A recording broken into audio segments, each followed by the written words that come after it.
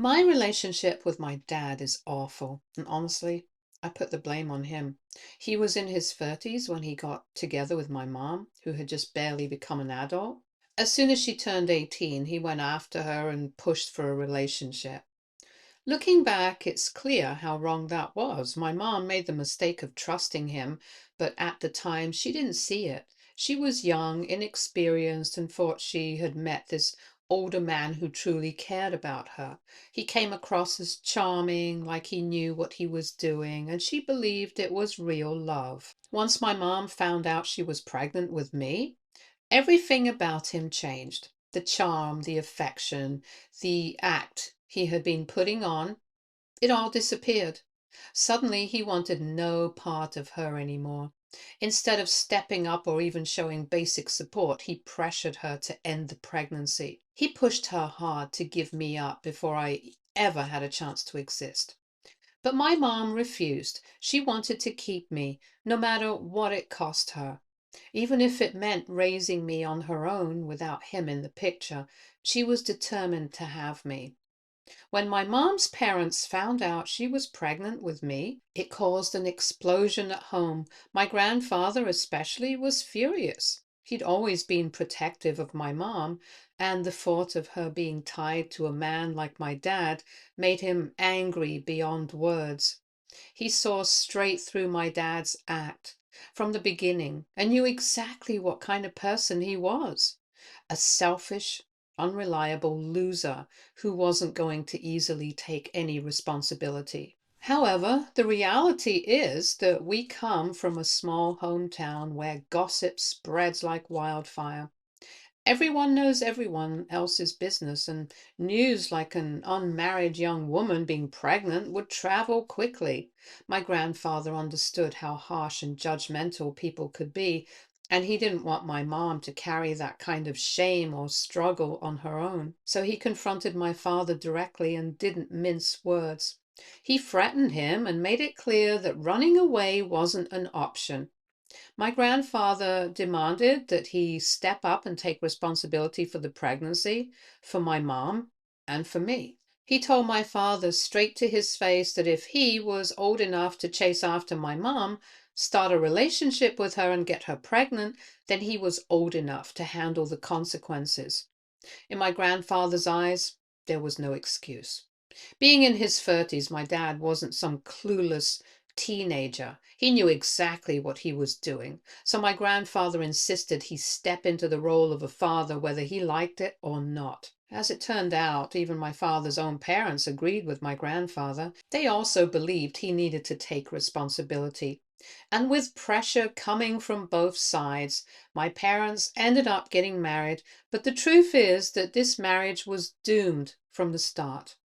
There was no real foundation, just obligation and outside pressure holding it together.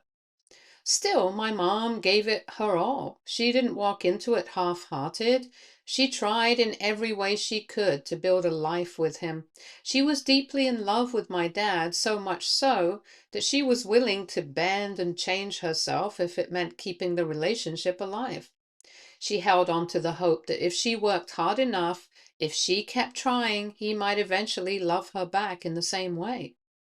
According to my mom, the only real spark of joy my father showed after they got married was when he found out they were going to have a son, as he had never wanted a daughter. Apparently, what he wanted was someone who could grow up to be a mirror image of him, a mini version of himself that he could mold and take pride in. When I was born, there was some happiness in the house. For a little while, it almost looked like we were a normal, happy family. My parents seemed excited about starting this new chapter together, and from the outside, you might have thought everything was fine. But that sense of stability didn't last. Eventually, my mom uncovered some truths about my dad that changed everything. Turns out, when my mom went for her yearly blood test, the doctors told her she had contracted a transmitted disease. My mom felt blindsided. She couldn't understand how that was even possible. She had only ever been with one person in her entire life, my dad. The shock hit her hard. When my mom confronted my dad about the diagnosis, instead of admitting the truth, he twisted everything back on her. He flat out denied having anything to do with it and acted like she was imagining things. He gaslit her, making her feel like she was the one in the wrong. And to make it worse, he even insulted her. He called her dirty and unhygienic, as if poor hygiene could somehow explain an STD. It was cruel and ridiculous, but he said it with such conviction that it was meant to break her confidence. When she told him he should get tested too, to at least face the reality of what was happening, he completely refused. He shut it down and wouldn't even consider it. That refusal alone said everything.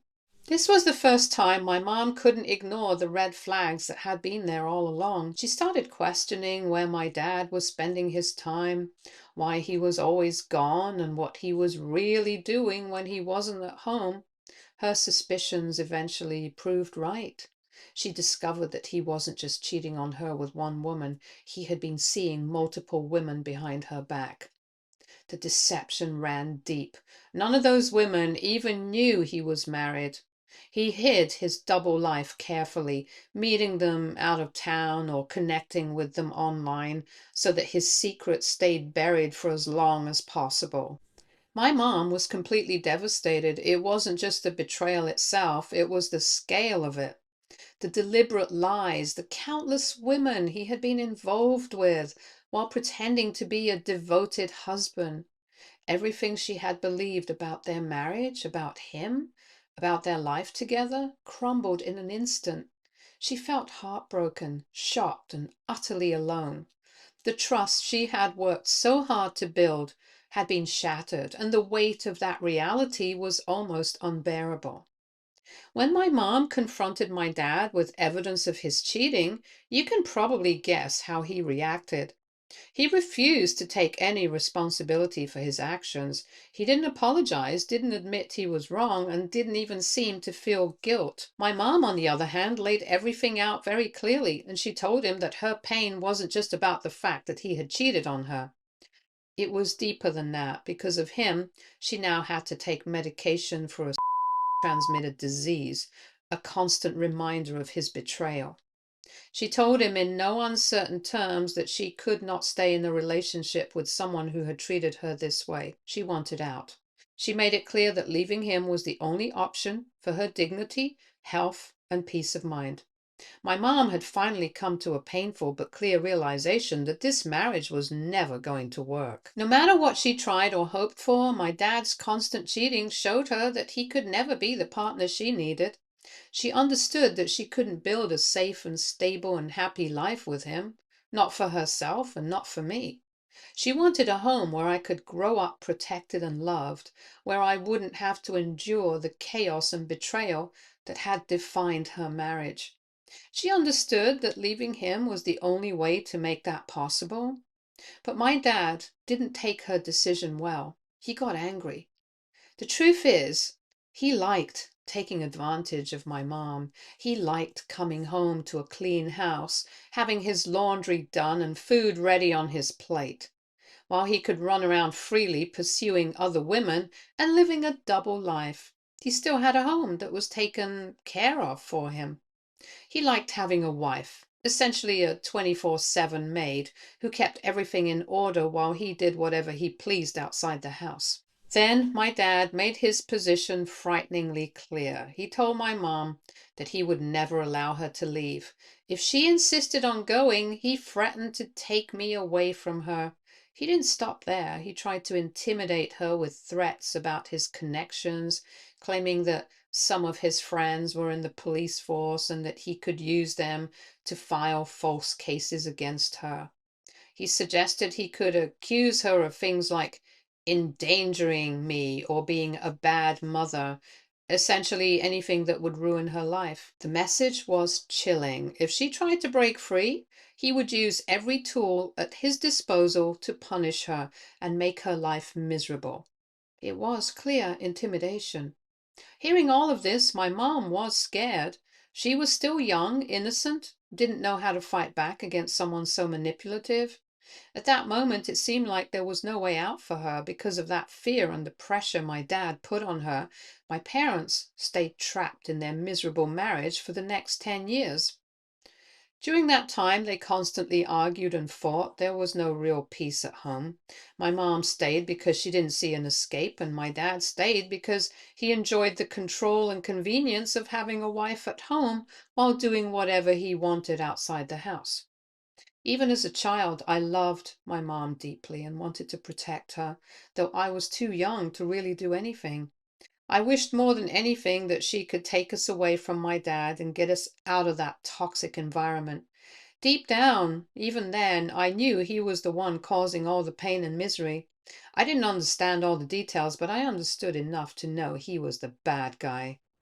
Then, one day when I was 11, my father called my mom and me to sit down, and he dropped a bombshell that he was going to be leaving us. We were stunned and didn't know how to react. He calmly told us that he was walking out of our lives entirely and explained that he had finally found a woman he truly loved, and now she was pregnant with his child. The words felt like a punch to the stomach. After years of chaos, arguments, and fear, we were suddenly faced with the ultimate betrayal. My dad was leaving us to build a new life with someone else, abandoning the family he had promised to care for. He went further, making it clear that my mom no longer mattered to him. He told her that now that he had someone else, he didn't need her anymore, and that he was ready to divorce her. The words were cold and final, leaving no room for negotiation or reconciliation. After saying all this, he essentially walked out and left my mom and me to manage everything on our own. Even though I always hated my dad for everything he had done, part of me had still held on to some hope. I had wanted to believe that maybe, someday, he would change, that he might grow into the father and husband we always needed him to be. I had imagined that maybe he would wake up one day and realize the harm he had caused and that he might try to make things right. But that clearly wasn't the case. It became painfully clear that he had never truly cared about us. All he did was use my mom and me as long as it suited him, while he chased his own happiness somewhere else, and now that he had finally found someone else, he discarded us like we were nothing. It felt like we were disposable to him, like we were nothing more than objects for him. The divorce that followed was brutal. It was like a battlefield.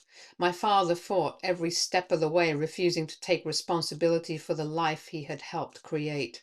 He adamantly refused to pay any alimony or child support, insisting that he wanted nothing to do with my mom or me. Thankfully, the court didn't care about his feelings. They looked at the law and the evidence, not his excuses or his claims of being done with us. In the end, the legal system forced him to take responsibility, at least financially, and my dad had no choice but to pay alimony and child support every month. His new girlfriend, Allison, the woman he claimed to love, absolutely hated this court ruling as much as Dad. Every month she would try to contact my mom just to scream at her. She called us gold diggers and accused us of taking Dad's money that in her mind belonged to only her and her unborn child. The level of rudeness and cruelty was shocking. Allison seemed almost obsessed with making my mom and me feel small. It was probably her own insecurity, possessiveness, and a desire to assert control. However, my mom and I didn't care. We were just happy that we were finally done with Dad, and now he was Allison's problem forever. Anyways, after the divorce, my mom and I moved back with my maternal grandparents. They welcomed us with open arms, providing a safe and stable environment that we hadn't had for years. Being with them offered some relief from all the chaos we had lived through, and it gave my mom the support she needed to rebuild our lives. For the first time in a long while, there was a sense of security and care surrounding us. Well, eventually, Allison and Dad got married, and she gave birth to her daughter. Turns out this daughter was born with a disability, and instead of embracing her with love and care, my dad reportedly felt very embarrassed by it. His reaction revealed once again that his sense of self and happiness always came first. Anyone who didn't fit into that narrow vision was a problem for him, not a person to be loved or protected. So he and Allison tried again, but tragically, even their second daughter was born with the same disability as the first. For most parents, this would have been heartbreaking and a moment to come together as a family. But for my dad, it seemed to be nothing more than an added insult, another source of shame in his eyes. Meanwhile, my mom and I were absolutely thriving after leaving my dad behind. Both of us were happy to be finally free of him. The constant tension, arguments, and fear were gone, and it was like a weight had been lifted off our shoulders. Without his negativity holding me back, my grades improved drastically. I started taking part in extracurricular activities and exploring interests that my dad had never supported. Music, in particular, had always been a big part of who I am. I've always been a good musician and a pianist, but my dad never wanted me to play. He dismissed it, saying it was gay and trying to shame me into giving it up. With him out of the picture, I finally had the space and encouragement to focus on my music. I poured myself into improving my piano skills, discovering the joy and fulfillment that came from pursuing something I truly loved. People started to see my skills, and I was often praised around town. It felt good to have my efforts acknowledged. But this is when my dad, who had been completely out of our lives for years, suddenly started reappearing. He began showing up after school to pick me up, or coming around on weekends suggesting we go fishing together. It was as if my accomplishments had reminded him that I existed and he wanted to insert himself back into my life. At first, I couldn't understand why he was suddenly trying to act like a father to me again. After all, he was the one who had walked out on our family, abandoned my mom and me, and treated us as if we didn't matter. It felt confusing and even a little suspicious. Eventually, he confessed the real reason. He said he couldn't love his daughters with disabilities and that I was the only normal child he had left. Because of that, he wanted to spend more time with me. He said it was so I could eventually carry his legacy forward. When I heard him say that, I felt completely disgusted. I couldn't believe anyone could talk like that, let alone a man who claimed to be a father. What kind of person sees their own children as a tool or a legacy rather than as human beings deserving of love? What kind of father would openly say that he couldn't love some of his own children simply because of the way they were born? Once again, his interest in me wasn't about love, care, or being a father. It was entirely self-serving. He saw me as a tool, a way to continue his name and his life, rather than as his child who deserved genuine love and guidance. Even though I had absolutely no love for Allison, I couldn't help but feel a bit bad for her and her daughters. I'm sure she must have also noticed the way my dad was treating me differently, favoring me over her children just because they weren't the perfect children he imagined. Must have been cruel and heartbreaking for her to realize that her daughters were being judged and devalued by the very person who was supposed to love and protect them. However, the truth is that she had made her own choices, choosing to be with my dad, marrying him and building a life with him, despite knowing his history and flaws. She had brought herself into that situation, and now she had to live with the consequences of her decisions. So I couldn't fully feel sorry for her. Recently, I'm about to graduate from high school and I've been offered a half scholarship at a major music college. This has always been my dream to study music seriously and be part of a place where I can grow and push my skills further. My mom is over the moon about it. She's incredibly proud of everything I've accomplished and knows how hard I've worked to get here. But my dad isn't thrilled. In fact, he's trying to pressure me not to accept the college. His argument is ridiculous. He believes that men shouldn't pursue a degree in music. It's infuriating because it's completely outdated and has nothing to do with what I want. He's even gone so far as to offer to pay my college fees, but only if I agree to study engineering instead of music. According to him, engineering would be a better fit for me, even though it's not what I want or what I've been working towards my whole life. But there's a catch. A huge one. He says that once I graduate and start earning a salary, I'm expected to send money back to him and his wife. It's manipulative and infuriating. He's basically trying to leverage my future achievements to control me financially, even after everything he's put me and my mom through. On top of everything else, my dad has also told me that since I'm his oldest child, he wants to prepare me to eventually take care of his daughters too, just in case something happens to him or his wife in the future. He frames it as some kind of moral duty, like it's my obligation to step in and support them, even though I've no obligation to take care of them. Now I am at a fix. AITA if I reject my dad's offer as I want nothing to do with him and his family. Update 1. Thank you for all the comments and suggestions I have received. Honestly, I'm feeling torn. On one hand, I really want to pursue music. It's been my passion for as long as I can remember, and this scholarship is a huge opportunity to follow that dream. But on the other hand, I have to be realistic. The scholarship only covers half of my tuition, which means I'd have to take out a college loan to pay the rest. And that raises big questions. Will I be able to get a job after graduation that's good enough to pay off the loan? I also have to think about my mom. I want to take care of her in the future, make sure she's secure and comfortable. That adds another layer of pressure. I want to make choices that keep her well-being in mind, not just my own. She will be happy no matter what degree I choose to pursue, but I want to be practical and responsible so I can give her a good life in the future. On the other hand, if I accept my dad's offer and pursue an engineering degree, my path would be much more certain. I'd be set for life financially and almost guaranteed to land a job after graduation.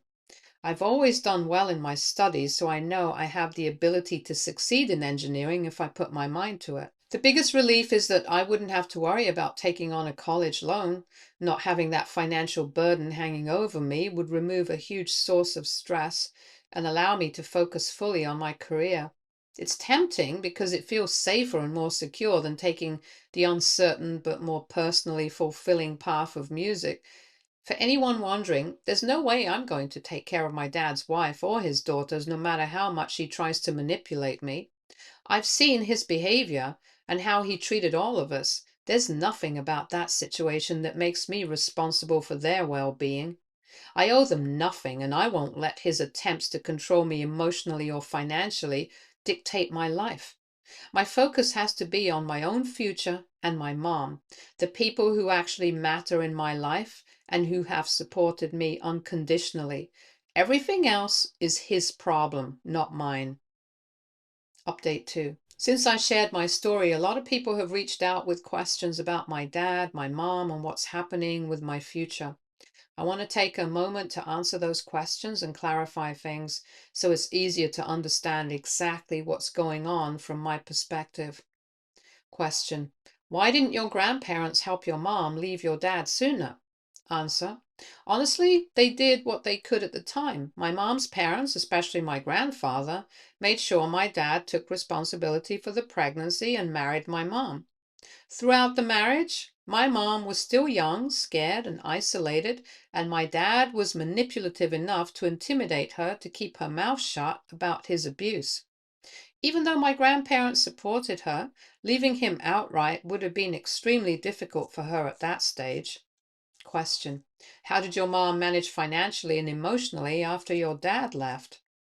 The child support from dad did help, but my mom also got a job so that she could provide for me. She worked incredibly hard. Emotionally, it was tough. She was scared and exhausted, but she always made sure I was safe and cared for. My mom balanced work, household responsibilities, and raising me all on her own. It wasn't easy, but she handled it with strength. This is exactly why I'll never stop admiring my mom. Question: has your dad ever tried to apologize for leaving or cheating beyond manipulation? No, he never has. And I can confidently say that he never will. When he came back into my life after the divorce, he acted like everything was still normal. He expected me to just forget the past and once again accept him back into my life. He never apologized, and everything he said was either an excuse or a way to manipulate me for his benefit. Question: have you realized why your dad has come back into your life? Answer: yes. I've realized that his interest in me isn't about being a father or making amends. He wants to use me as a future financial and practical support for his wife and daughters, essentially grooming me to take responsibility for them. It's entirely self-serving and it has nothing to do with taking care of me. Question: what is the current relationship between your mom and dad? Right now, my mom basically ignores him like he doesn't exist. He does try to talk to her sometimes, but she doesn't engage. She's made it clear that she's done with him. At the same time, she's been really supportive of me and my choices. She's told me that whether or not I have a relationship with him is completely up to me. Because she understands that biologically he is my father, she respects my feelings and boundaries, and I feel free to decide how much, if at all, I want him in my life. Question: how do you feel about your dad's daughters now? Answer: even though I absolutely hate Allison, I feel really bad for her daughters. I'm sure he's favoring me over them because they weren't born the way he wanted. This is just the way he is. And that is exactly why I wish I had nothing to do with him. Question: do you feel resentment towards your half-sisters, or do you understand it's not their fault? I understand it's not their fault. They're innocent in all of this. My resentment is reserved for my dad, not them. Question: have you ever confronted your dad about his treatment of your half-sisters? I have thought about confronting him, but right now I'm not in a position to challenge my father directly. He's manipulative, and getting into a confrontation would create more problems for me, especially with college and other pressures. Ideally, Allison should stand up to him and protect her daughters, but so far that hasn't really happened. Update 3. Guys, I've taken all your advice to heart and thought long and hard about my options. I've decided to accept my dad's financial support and pursue an engineering degree. This gives me security, ensures I won't have to worry about loans, and sets me up for a stable career. But here's the twist. I'm not giving up on my dream. I'm going to secretly take a double major in music alongside engineering. This way, I get the best of both worlds. I follow a practical path that gives me stability while still investing in my passion for music, the thing that truly drives me. It feels good to have a plan that balances responsibility, independence, and my dreams. My mom fully supports this, and I feel like I'm finally taking control of my future on my own terms. One more thing I want to clarify. I will never be sending any money to my dad's wife or his children, no matter what he expects from me once I get a job. Right now, I'm keeping this to myself because if I tell him, he won't agree to pay for college at all. But when the time comes, I plan to make it clear his family will get a grand total of $0 from me every month. I want nothing to do with him or his selfish demands, and I refuse to let him manipulate me into supporting people I have no obligation towards. I know this might sound cruel to some, but my dad owes me this. After everything he has put me and my mom through, abandoning us, cheating, manipulating, and trying to control my life, the least he can do is pay for my college. I'm going to accept the money, but only for my education, which is something I've earned and deserve. Beyond that, he gets nothing. I'm not doing this out of spite for the sake of it. I'm doing it to protect my independence, my dreams, and my mom. He made his priorities clear long ago, and I'm simply responding in kind by putting mine first. Stay tuned for more stories from our girl relationships.